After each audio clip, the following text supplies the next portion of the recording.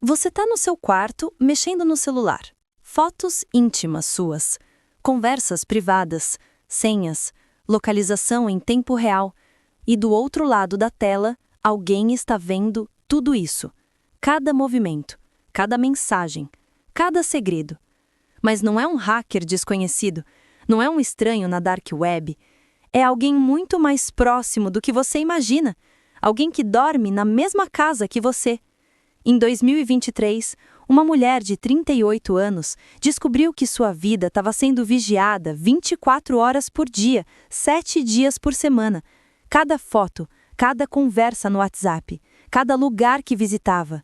E quando ela descobriu quem era o responsável, seu mundo desmoronou completamente. Vamos chamá-la de Carla. Ela nunca imaginou que aquele presente de aniversário se tornaria seu pior pesadelo. Um iPhone novinho em folha, empalado com carinho, entregue com um sorriso. Finalmente poderia trocar aquele celular antigo e lento. A pessoa que deu o presente até se ofereceu para configurar tudo. Que gentileza, pensou Carla. Instalou os aplicativos, transferiu os contatos e explicou pacientemente como cada recurso funcionava. Carla assinou embaixo de tudo sem ler uma linha. Termos de uso, permissões, compartilhamento de dados. Por que desconfiaria de alguém tão próximo? Mas existe um recurso no iCloud que a maioria das pessoas desconhece completamente. Quando você compartilha o armazenamento em nuvem com alguém, pode compartilhar muito mais do que apenas fotos de família. Dependendo das configurações, a outra pessoa pode ver suas localizações em tempo real, acessar todas as suas fotos, ler backups completos de mensagens do WhatsApp, iMessage, até e-mails. E Carla não fazia ideia, mas alguém tinha acesso total à conta dela, absolutamente total. Durante meses, tudo parecia perfeitamente normal. Carla vivia sua rotina, trabalhava como gerente de uma loja de roupas no shopping, saía com as amigas nos fins de semana, ia à academia 3 vezes por semana e, depois de 5 anos divorciada, finalmente começou a namorar de novo. Ela se sentia livre pela primeira vez em muito tempo, mas havia algo perturbador acontecendo nos bastidores. Pequenos detalhes estranhos começaram a aparecer. Carla comentava casualmente que precisava ir ao supermercado, e essa pessoa dizia que não precisava, porque ela já tinha ido naquela manhã. Mas Carla tinha certeza de que não havia mencionado isso. Como essa pessoa sabia? Ela marcava um jantar com as amigas num restaurante novo, e no dia seguinte recebia um comentário sobre como era aquele restaurante italiano. Italiano? Ela nunca tinha dito qual era a culinária. Certa vez, Carla chegou em casa 10 minutos atrasada e foi recebida com uma pergunta agressiva sobre por que tinha parado naquela rua específica por 15 minutos. Como alguém poderia saber a rua exata? Outro dia, ela postou uma foto nas redes sociais e antes mesmo de publicar, já sabia qual seria a reação dessa pessoa. Era como se estivessem dentro da cabeça dela, ou pior, dentro do celular dela. Carla começou a sentir uma sensação constante de estar sendo observada.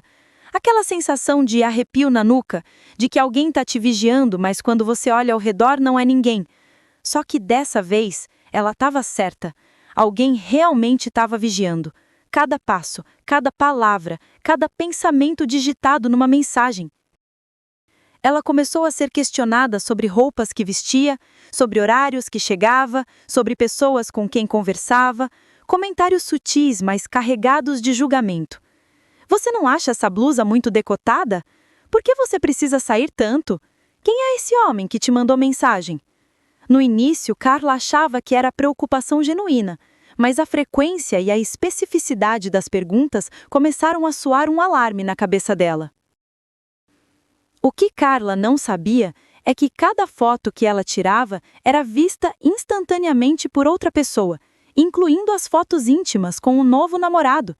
Cada conversa com as amigas sobre suas inseguranças, seus medos, suas alegrias, tudo estava sendo lido.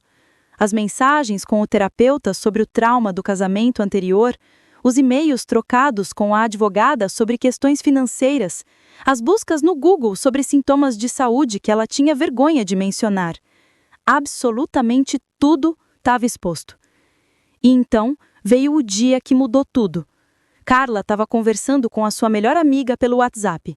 Era uma conversa íntima sobre o novo relacionamento dela.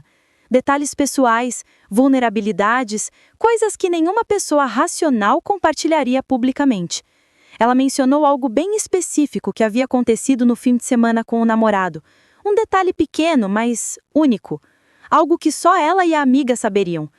No jantar daquela noite, durante uma conversa aparentemente casual, essa pessoa fez um comentário direto sobre aquele detalhe específico. Carla sentiu o sangue gelar nas veias. Seu coração disparou. Suas mãos começaram a tremer. Como? Como essa pessoa poderia saber disso? Ela não tinha contado para ninguém além da amiga, e foi por mensagem há poucas horas atrás. A pessoa percebeu a expressão no rosto de Carla, ficou vermelha, tentou mudar de assunto. Mas Carla não ia deixar passar.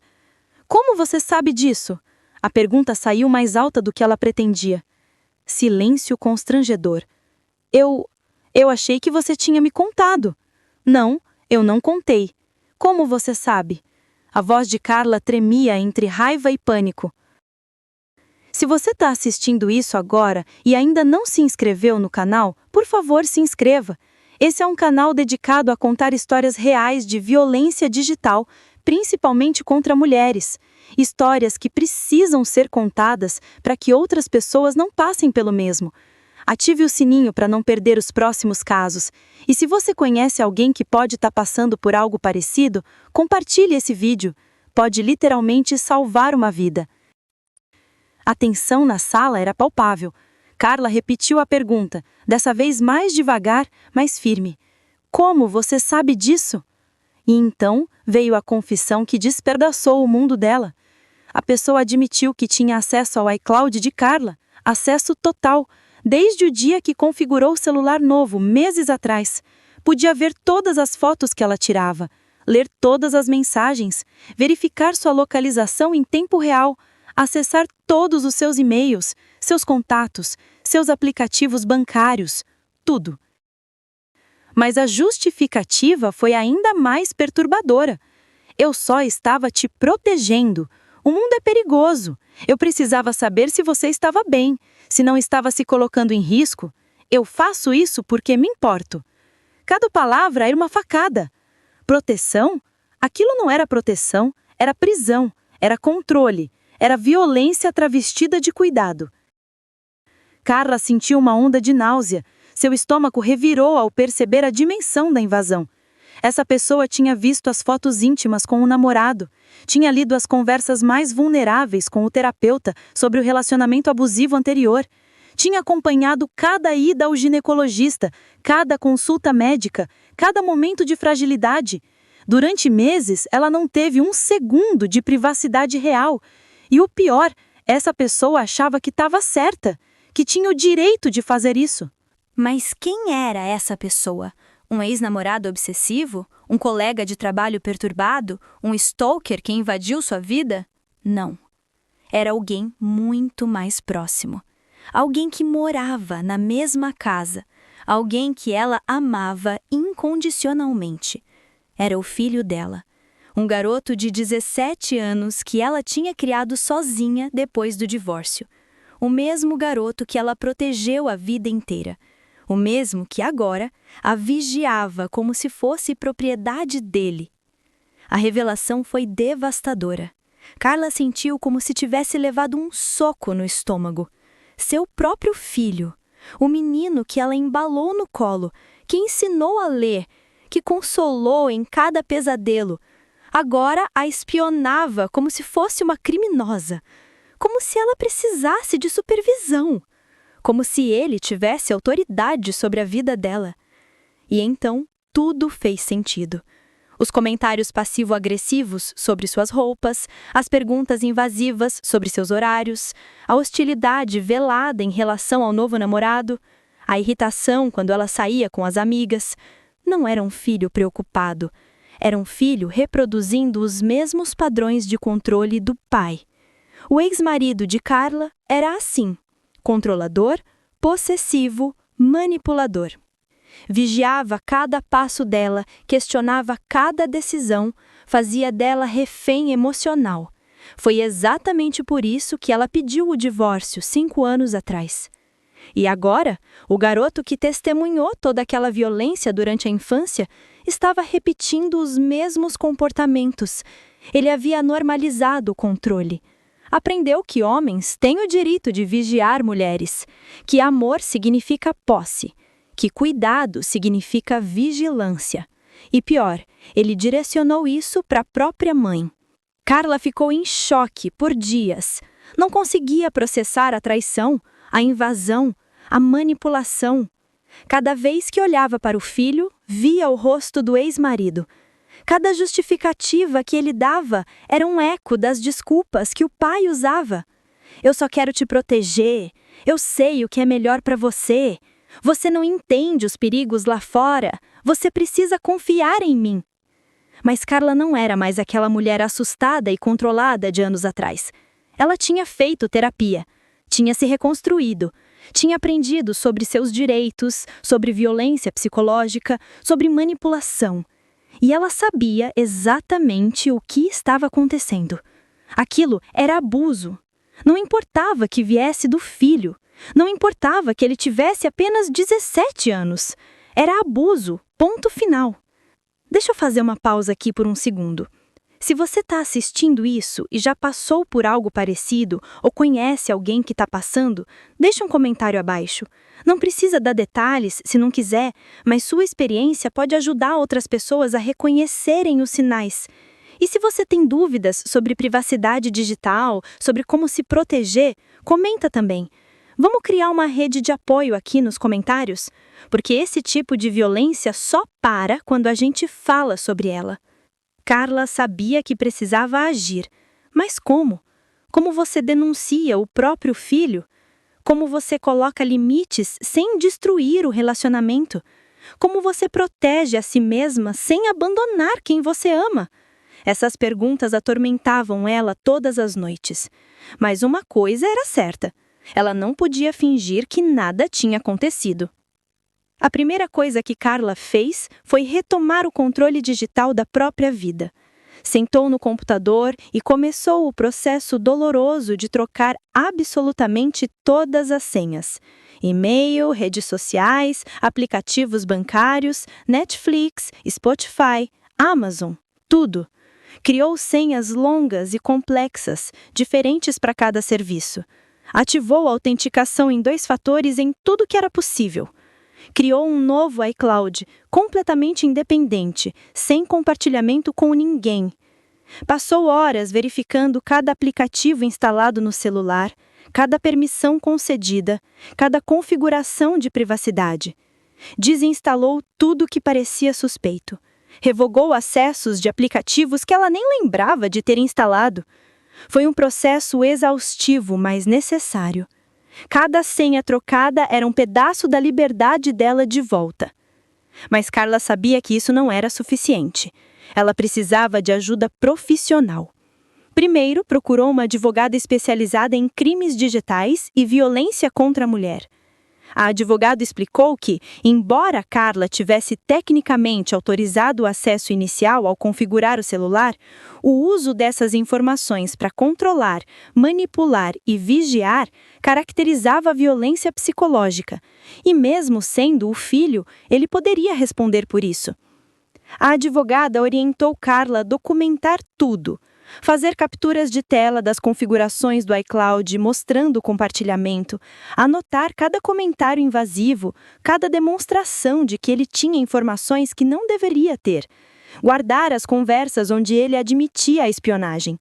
Tudo isso seria importante se ela precisasse tomar medidas legais mais sérias no futuro. Depois, Carla procurou um psicólogo especializado em dinâmicas familiares e violência doméstica. Nas primeiras sessões, Carla desabou. Chorou como não chorava há anos.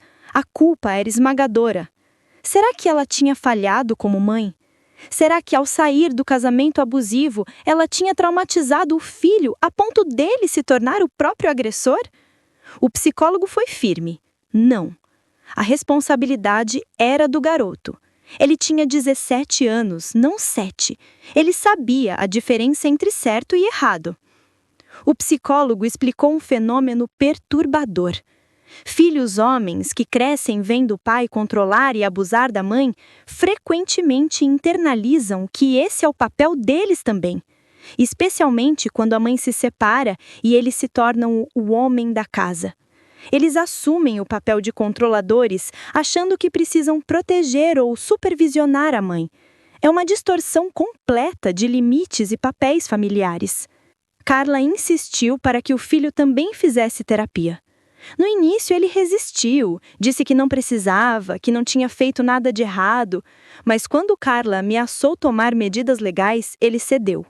As sessões com o psicólogo foram brutas.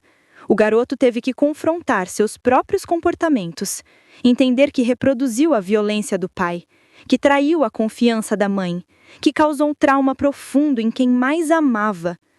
Foram meses de terapia familiar intensa, conversas dolorosas, confrontos necessários, lágrimas de ambos os lados. Carla estabeleceu limites rígidos. Nada de compartilhamento de senhas, nada de rastreamento de localização, nada de questionamentos sobre sua vida pessoal. Ela era a mãe, ele era o filho, e havia uma hierarquia que precisava ser respeitada. Mas a decisão mais difícil ainda estava por vir. Carla fez algo que nenhuma mãe quer fazer. Registrou um boletim de ocorrência contra o próprio filho. Foi à delegacia especializada em crimes digitais e relatou tudo.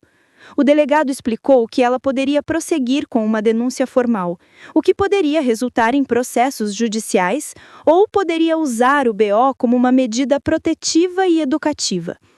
Carla optou pelo segundo caminho. Ela não queria destruir o futuro do filho com uma ficha criminal, mas precisava que ele entendesse a gravidade do que tinha feito. Que aquilo não era uma briga familiar comum. Era crime, era violência. Tinha consequências reais no mundo real. O BO ficaria arquivado como um registro, uma prova do que aconteceu e uma proteção para Carla caso a situação escalasse no futuro. Quando o filho descobriu sobre o BO, ficou devastado. Finalmente a ficha caiu.